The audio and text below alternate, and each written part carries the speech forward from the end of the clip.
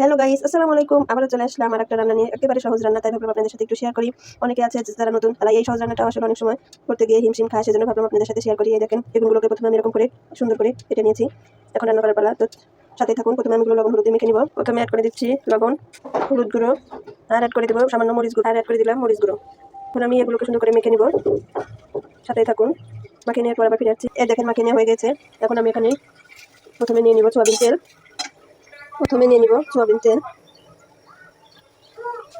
এখন আমি তেলের মধ্যে একটা বেগুনগুলো ছেড়ে দিচ্ছি।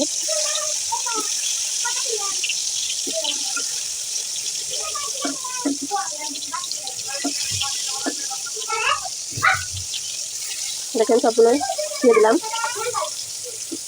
এখন ঢাকা দিয়ে ঢেকে দেবো, অবশ্যই ঢাকা দিয়ে ঢেকে দেবে, তাহলে তাড়াতাড়ি সিদ্ধ হয়। নিয়ে নিয়েছি সামান্য পরিমাণে পেঁয়াজ কুচি, একটা মরিচ, একটু হলুদ গুঁড়ো, একটু মরিচ গুঁড়ো, আর সামান্য পরিমাণে লবণ নিয়ে নিয়েছি। এখন এগুলো ভাজি হওয়ার পরে এগুলো ভাজবো। বেগুনটা হওয়ার পরে দেখেন এক পিঠ হয়ে গিয়েছে, এখন অন্য পিঠ উল্টে দিতে হবে।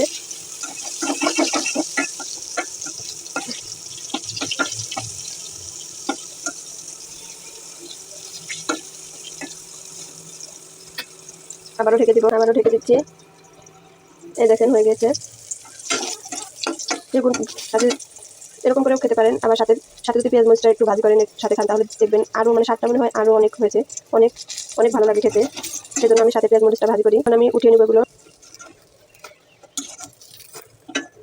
এখন সেই পেঁয়াজ মরিচগুলো ভাজবো। ভেজে নিব।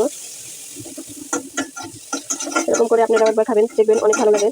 এমনিতে যে স্বাদটা আসে, তার থেকে এরকম করে খেলে আরও অনেক স্বাদ আসে, অনেক ভালো লাগে, স্পাইসি স্পাইসি লাগে।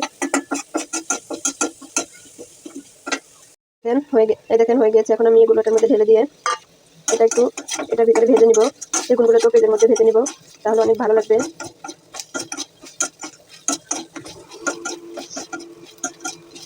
তো হয়ে গেছে, এখন আমি নিচ্ছি। এই দেখেন, আমি নিয়েছি। দেখতেই পাচ্ছেন কতটা স্পাইসি স্পাইসি লাগছে, কিন্তু আপনারা একবার এরকম করে খাবেন, দেখবেন অনেক ভালো লাগবে। তো সবাই ভালো থাকেন, সুস্থ থাকেন, আল্লাহ হাফেজ।